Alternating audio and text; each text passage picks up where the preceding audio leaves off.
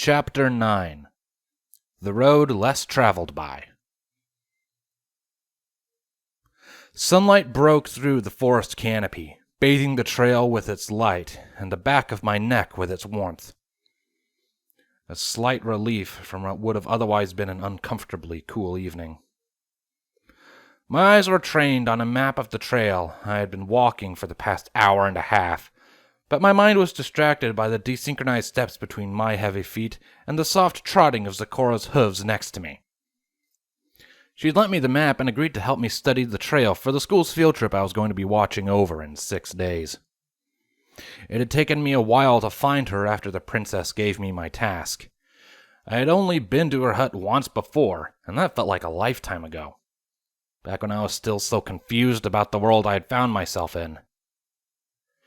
She was more than happy to offer a helping hand when I asked for her assistance. She invited me into her home, and we discussed the best way for me to carry out my royal assignment.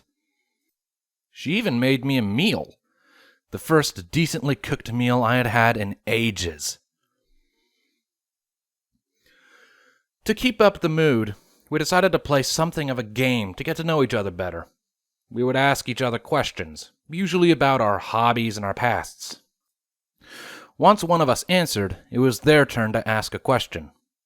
I was poorly stifling my laughter as Zikora recited one of her times in Ponyville. Okay, back up real quick. I laughed. What happened to Twilight's horn again?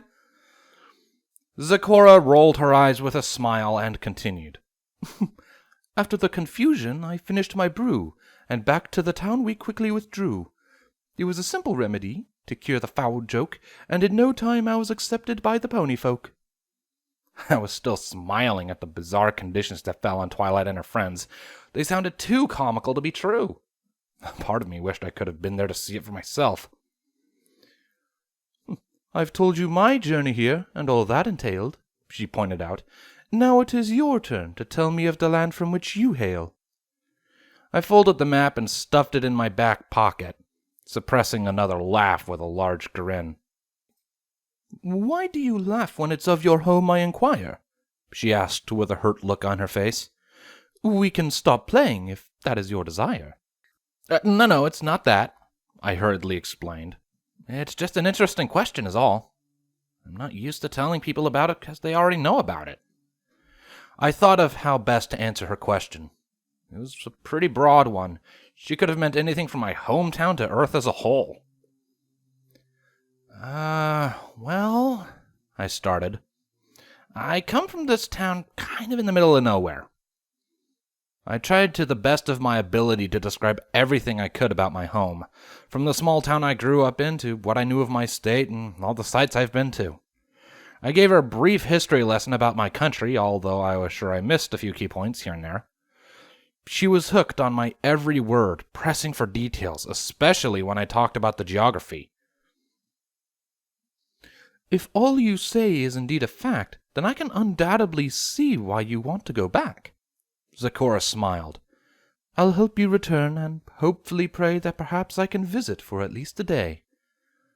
Yeah, that would be nice, I sighed. I'd have to show you some of the parks. We have hundreds of them, plenty of hiking trails too. You could lose yourself in the forest if you wanted. Kinda wish I went to them more. Fewer things tried to kill me back home, I added with a laugh. Zikora nodded. Yes, despite its magnificent features, the Everfree is still home to many dangerous creatures. No kidding. Timberwolves made of actual timber, manticores that'll make a meal out of you as soon as look at you, dragonflies that actually breathe fire, I listed. Ugh. So I wonder why Cheerilee is even thinking about taking the foals through here to begin with. The path is well trodden and for the most part secure, Zikora explained. And I am not the only help Miss Cheerilee procured. An expert with animals in a field of her own. She has tamed many beasts through sheer kindness alone. Well, I sure hope she knows what she's doing. We continued to walk in silence as questions rolled around in my head. There were still so many things I could ask Zikora about this place, about her and the ponies. It was impossible to choose. Oh, wait. All right, here's one, I started. Now, I have nothing against it. In fact, I think it's pretty cool, but do you always have to speak in rhyme? Zecora paused.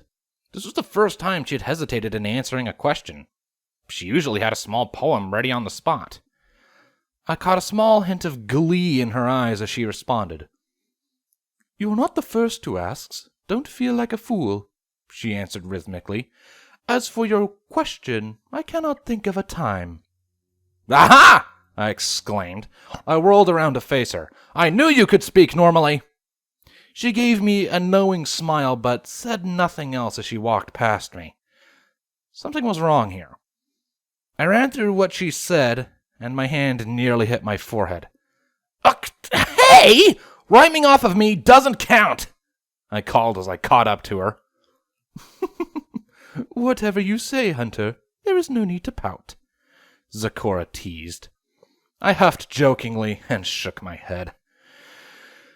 We picked up our game as we continued down the dirt path.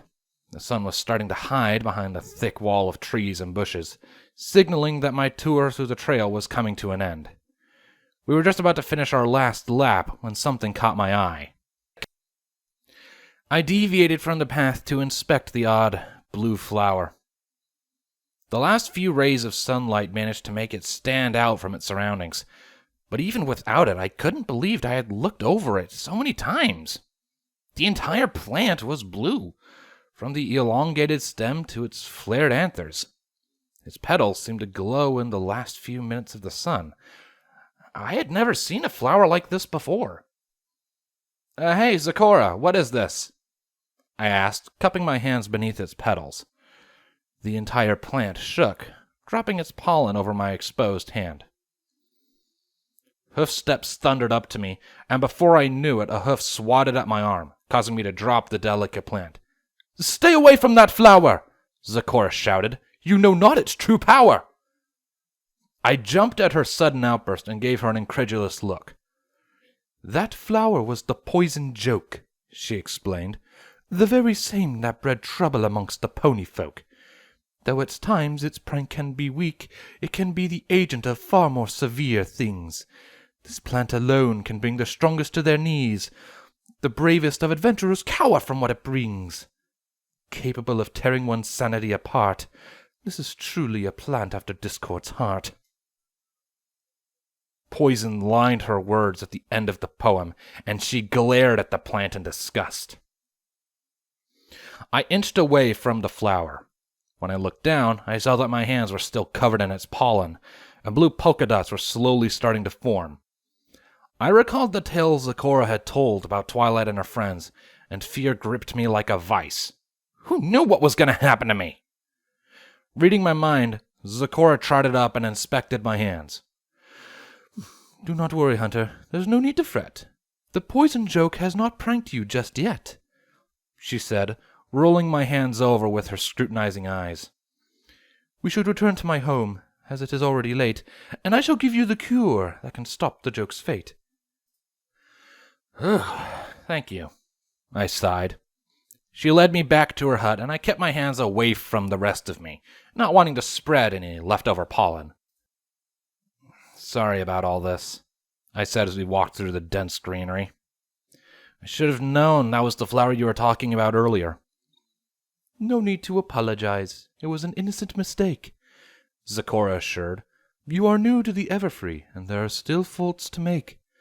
Most beasts are wary of the flower of blue, knowing the chaos that often ensues. But as I said, you aren't the first with this fate. Luckily, the cure is simple to create."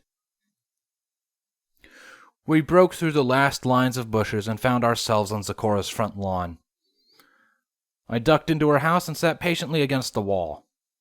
A smile found its way to my face as a sense of déjà vu came over me. As Zecora poured ingredients into her cauldron, an idea suddenly struck me. "Zecora, you said the other creatures stay away from this flower, right?" She paused her stirring. "Yes, they avoid it for fear of what will transpire. Why do you ask, if you don't mind my inquire?" What if we planted some around the path of the field trip? I offered. That would help scare off a lot of predators.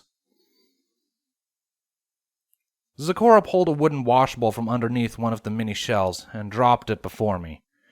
While you are true, it would keep the large ones at bay, it would also scare the innocent animals away. The field trip was meant to be adventurous by design, and the foals are to study the ever-freeze creatures. If the wildlife was to be scared off and resign, their notes will be filled with simple plant features. Besides, the poison joke would not grow so soon. To reach its full potential would take many moons. She grabbed a large jug from the other side of the room, stirred the brew in the cauldron occasionally as she passed it. She ripped the cork off the top and allowed the water inside to flow into the washbowl.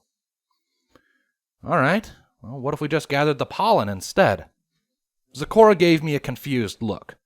Think about it, I continued. We can get a bag full of poison joke pollen and drop some wherever there are too many predators. It'll scare them off, keeping the foals safe, and it will be a controlled release so the other critters will be still around to be studied. It's a win-win. Zecora rolled the idea around in her head a few times as she dipped a ladle into the cauldron. She poured a spoonful of its contents into the water before me. It is possible that plan could work out the best, but gathering the pollen would be a long and dangerous quest. I still have the better part of a week, I pointed out. Zecora carefully pulled my jacket sleeves up, watching with a careful eye to see if the joke had spread. I noticed that my hands were starting to feel a little numb. Shouldn't take any longer than that. If you are truly adamant, then take me with you, please, she said as she led my hand into the water. I will take the antidote so we can be cured with ease. Wouldn't have it any other way, I smiled. I watched in amazement as the spots on my arms melted off. My fingers flexed as if they had gone stiff. I let the wetter up my arms for good measure. We spent the rest of the evening in her hut, discussing the field trip again. Zecora claimed she had a few ideas on catching poison joke pollen. I mentioned a couple of other thoughts I had. Traps meant to ensnare or fend off any attackers. They were elaborate, but I had a concept on where to start. We shared a few last laughs before I decided to leave. She offered a place to rest at her home, but I insisted. I couldn't explain it, but something kept tugging me back to the castle at the end of the day. We agreed to meet the next day before noon and get to work. Hey, I was wondering, I started as I ducked through the front door. Zecora stood in the doorway and looked at me expectantly. Yes? I struggled to find the words. Would you and Lyra like to come over to my place before the field trip? I asked. Just to hang out for a while. I haven't really seen you two since you saved me from the pit, and I just want to show how much I appreciate all you two have done for me. A nervous chuckle escaped me. She probably thought it was stupid. My, Hunter, what a wonderful proposal! Zecora beamed. I'll have to ask Lyra, but I'm sure there will be no refusal. My spirit started to lift with hers. Just tell me where it is you stay, she continued, and Lyra and I will head that way. It's pretty deep in the Everfree, I explained. Do you know where the river is? She nodded enthusiastically. All right, meet me there, say, the day before the trip at sundown. I'll take you to my place from there. I'll try to clean up best as I can and set up a campfire. You might want to bring your own food, though, I added, embarrassed. I'm kind of living off leftovers from my last raid a while ago. No need to fear, Hunter, my dear. I can bring enough to last you the year, Zecora offered. And if you are ever in need of food or more, you're always welcome here. I have an open door. You're too kind. I smiled, barely containing my excitement. This is going to be great. I almost couldn't wait to have them come over. There was so much I had to do, so many things to prepare before guests arrived. I couldn't remember the last time I had guests come over, much less being this excited about it. We said our farewells, and I continued to the castle, grinning from ear to ear.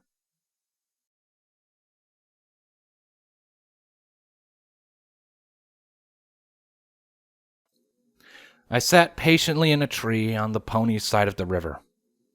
The sun had set a little over half an hour ago, and the moon rose on the opposite horizon, illuminating the river with its soft, blue light.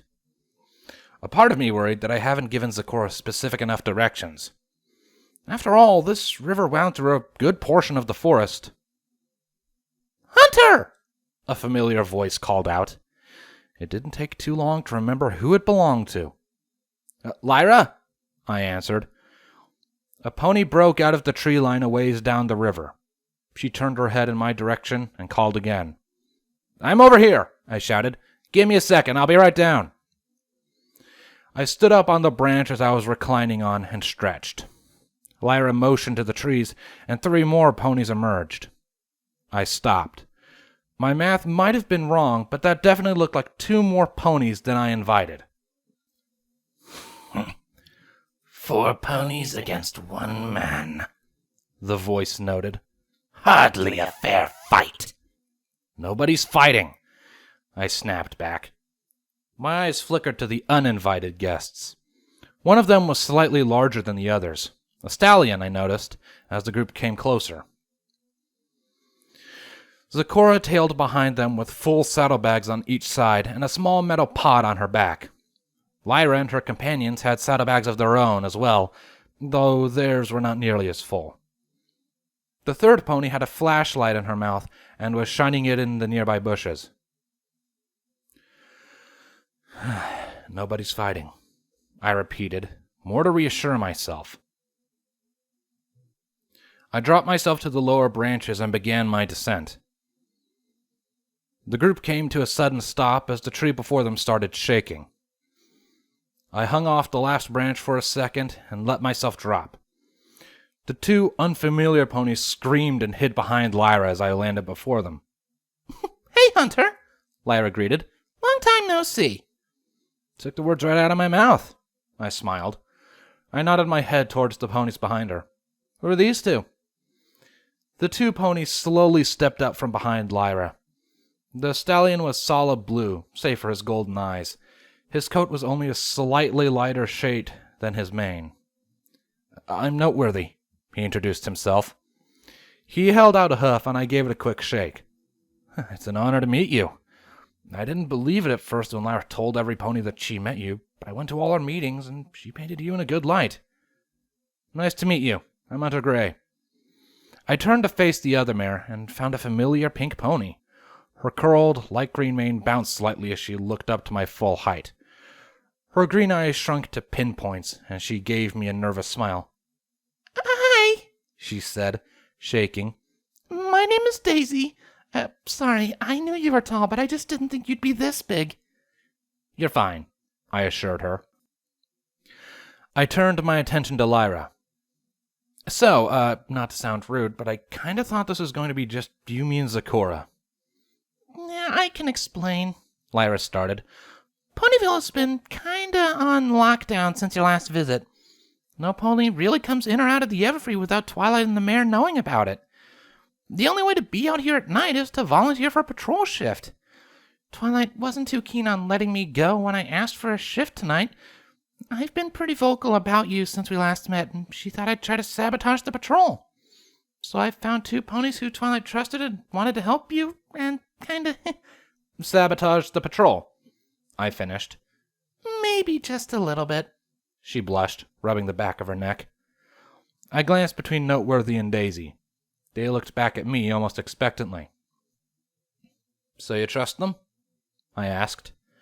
Lyra nodded in return. I took a deep breath to calm my nerves. "All right, then. Follow me." I beckoned to the new ponies.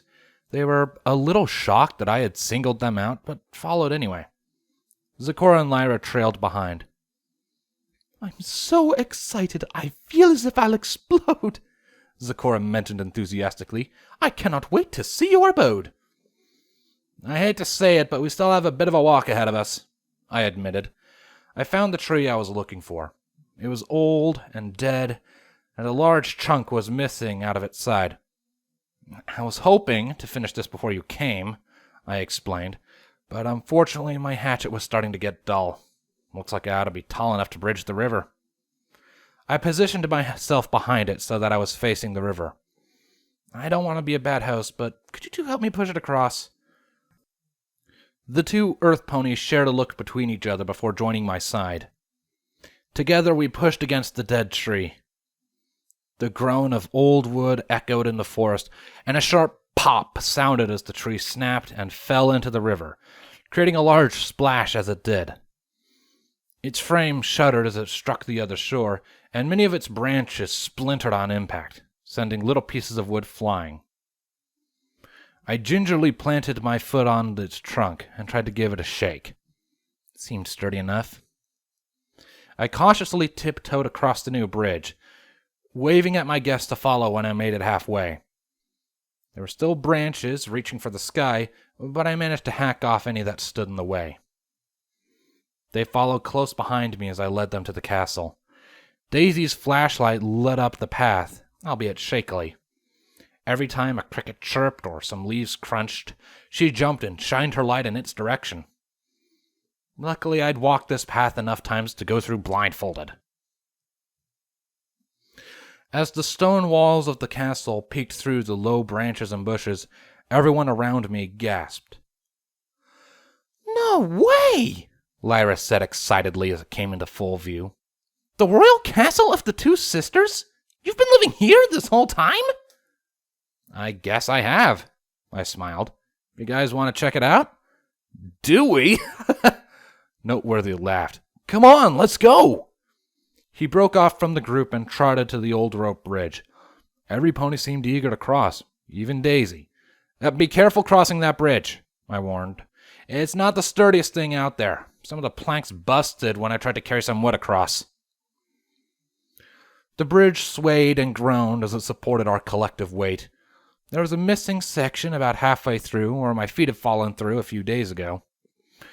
It wasn't too large for the ponies, but I stayed over it to ferry them across it anyway. The ponies stood in awe at the sight of the castle as we made it all across. I couldn't help but smile a bit. If you want, you can leave your bags here, I said, pointing out the small fire pit I made for the occasion. A teepee of branches and sticks stood in the middle, its base littered with dry leaves and grass. Small chunks of the old castle walls encircled it to keep the fire contained when it started. 3 benches that had once been the shattered trunks of dead trees sat around the pit, making an oddly shaped triangle. Sorry there's not a lot of extra room. I was only expecting 2 guests, I admitted with a blush. Some of us might have to share benches. Hunter, dear, we are not foes, Zecora reminded me. We do not mind being a little close. She, Noteworthy, and Daisy made their way to the pit and unloaded their bags. Noteworthy and Daisy rested their bags against the same bench and helped Zecora unload hers, or another. Her metal pot slid off her back and onto the ground with a soft ring. She wasn't kidding when she said she could bring food. Her supplies nearly took up the whole bench.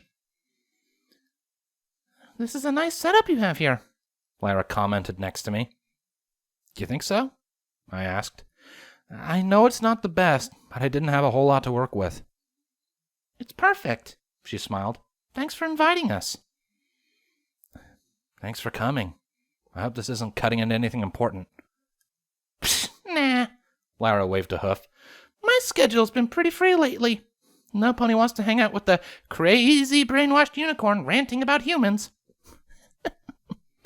She gave a half-hearted laugh.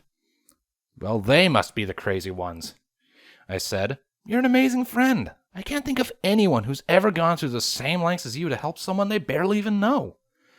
And these humans sound pretty interesting. I'd love to hear about them sometime. Oh, I bet you would. Lyra smiled with a roll of her eyes. Here, let me take those off you, I said, reaching for her saddlebags. Her horn lit up, and the buckle holding her bags in place unfastened themselves. She thanked me as I took it off her and walked to the last bench. The others had finished unpacking as we arrived at the pit. I told them they could look around the castle for a bit while I started the fire, and that I would call them once everything was ready. Just be careful with some of the rooms in there, I warned. Some of the ceilings and walls are really weathered down. They excitedly trotted up to the castle's heavy front doors, but Lyra stayed behind. Need any help with the fire? She asked. Nah, I should be good. I waved her off, pulling a stone out of my jacket pocket. She eyed it curiously. What's that supposed to be? It's flint, I explained. I found it a while ago while I was looking through the castle. I read that you can start a fire if you strike it against steel, which the head of my hatchet is made of. I gave it a try earlier and actually got a few sparks. It's kind of exciting, really, I said as I pulled out my hatchet. I studied so much about camping before I came here. My family had so many plans. I guess in some weird way, I'm finally going to have the vacation we were supposed to have. Just a few weeks too late, huh? I added with a weak grin. I held the head of the axe in my left and struck the top of it with the flint towards my tinder. Lyra looked over my shoulder with a curious eye. It took a minute, but a spark finally managed to shoot out and land in the pit. The dried grass and flint shavings caught fire around it, and I had to restrain myself from jumping with excitement. I carefully fanned the flame and watched as it grew. I did it! I made a fire! Lyra must have seen my beaming face. Congratulations, Hunter. Now, let's see if we can find every pony and get this party started. It didn't take long at all to find them. They were all in one of the grand halls, admiring the ancient ornamentations. I escorted them back outside, promising to show them through the rest of the castle once the fire had died down. The fire cast a warm glow over everyone. Zecora set up her pot above the fire and began adding ingredients after filling it with water. Noteworthy pulled large bags of marshmallows and a handful of roasting sticks out of his saddlebags, and Daisy produced bars of chocolate and crackers to complement them. Lyra brought juice boxes and something called daffodil sandwiches. After noticing the flowers inside the bread, I politely refused. The ponies struck up a conversation about their everyday lives, and I listened in contentedly as I made sure the campfire was well fed. So, what's it like where you're from? Daisy suddenly asked me. I looked up from the fire and noticed everyone was staring at me eagerly. I felt myself shrink under their eyes. Oh, it's nothing too special, really, I waved dismissively. Baloney, Hunter! You do no justice to your land, Zecora accused. When you explained it to me, it sounded quite grand. Hills and valleys, forests and rivers. The imagery alone excites me with shivers. Well, there's a little more than that, I pointed out. We've got a lot of cities and towns, too. That's where humans normally live. But I rarely traveled outside of my own state, except for vacations to the beach, maybe, and even then I wasn't really paying much attention during the trips. Tell us what you do know, then, Lyra pressed. Surely you have some stories about your home. I don't know. I wasn't really all that adventurous, I admitted. Everyone kept egging me on to talk more. I held up my hands to calm them down. All right. I smiled. I guess I have a few good ones.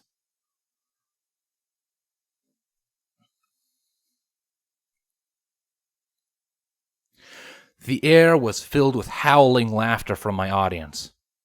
Hours had passed from storytelling from both sides. I stood up from the bench and started reenacting a moment from one of mine.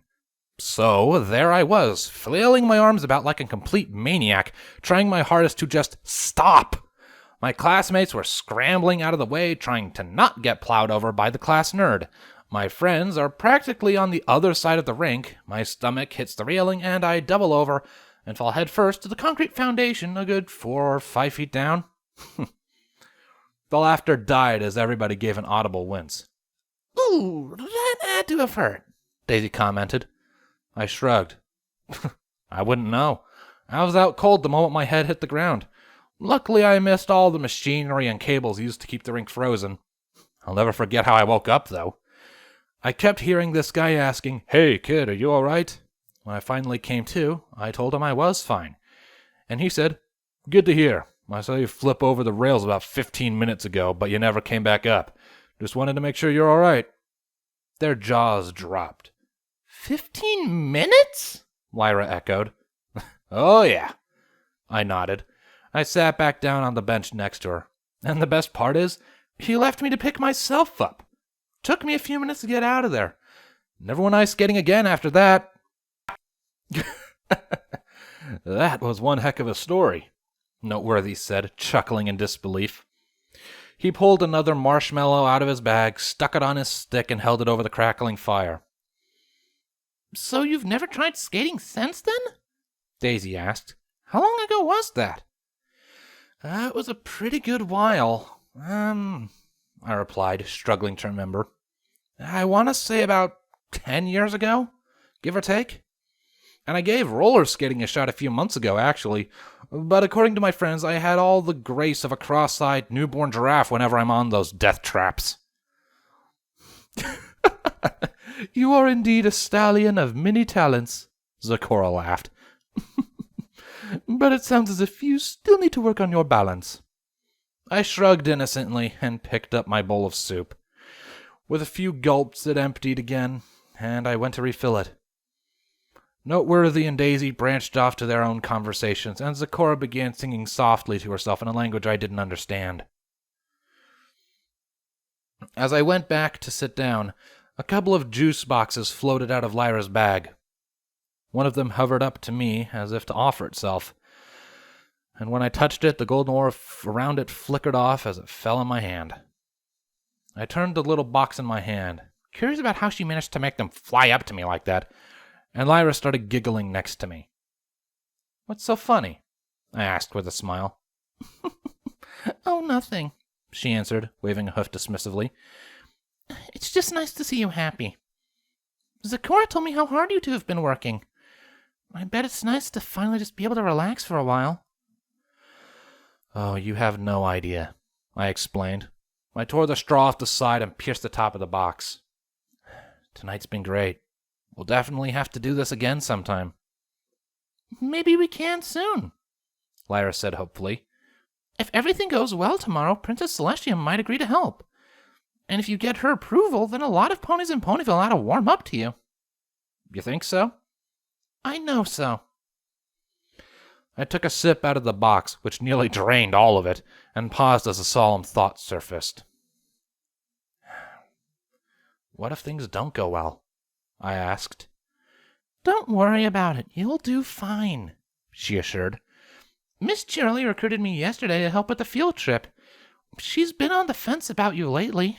She isn't sure whether to listen to me or Twilight, but she figured that if you ever show up, I'd have the best chance to keep you calm and away from the falls. She nudged my side with her hoof. So I'll have your back the whole time. It was comforting to see her so confident. She made me feel like the field trip would go by like a breeze. I was lucky to have a friend like her. I stopped and looked around the campfire at all the ponies that showed up. Noteworthy and Daisy laughed as they shared another joke and made some s'mores. Complete strangers who have only ever heard about me, and despite what all the other ponies thought of me, they still wanted to help. Zecora gave me a content smile as she continued to sing. She was the first one to offer a helping hand without question. She healed me, fed me, more than anybody else has out of the kindness of her heart, and she asked for nothing in return. Lyra sat next to me, sipping at her juice. We may have been at each other's throats when we first met, but we've made a lot of progress since then.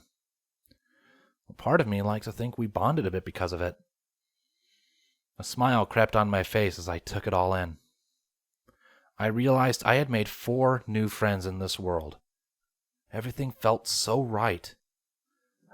For a moment, I started to feel like I actually belonged here. Hey, Hunter, Lyra called, breaking me out of my train of thought. What you smiling about? Remember another story? I'm not sure, I admitted with a content sigh. I guess I'm just enjoying the moment. The party continued for another hour. As the fire began to die and fade, so did everyone's energy.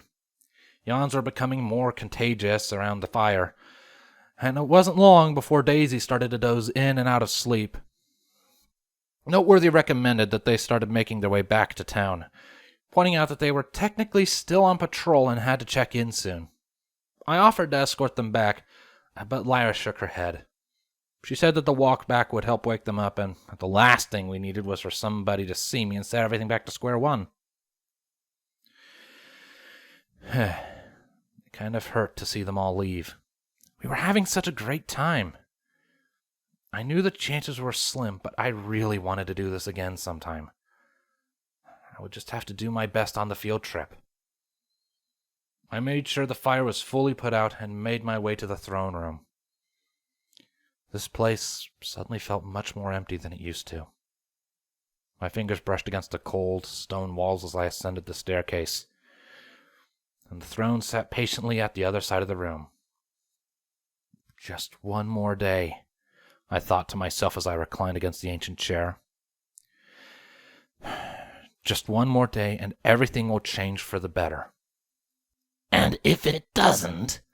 The voice asked unexpectedly, almost making me jump. It will, I replied, closing my eyes to get some much-needed rest. There was a brief silence in my head, before the voice uttered one last response for the night. We'll see.